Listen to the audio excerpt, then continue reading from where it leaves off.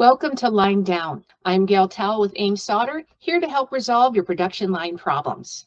Today, we have a question from Channa who writes, you've mentioned before that once a solder paste jar is opened, it can't be re-refrigerated. Why is this? How long can this paste last outside of refrigeration? Thanks, Channa. Each time solder paste is subjected to significant changes in temperature, such as moving from a refrigerated state to room temperature and back, it experiences temperature change stress.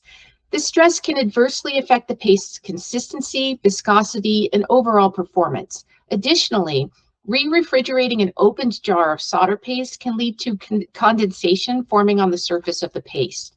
If the paste absorbs this moisture, it can alter its properties, potentially leading to issues such as reduced solderability or compromised joint integrity.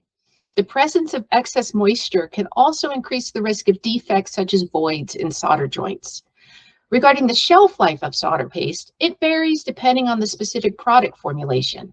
Our technical data sheets provide detailed information on both the refrigerated and room temperature shelf life of each product. Typically, once opened, the paste's shelf life at room temperature can range from a few days to several months, depending upon the formulation.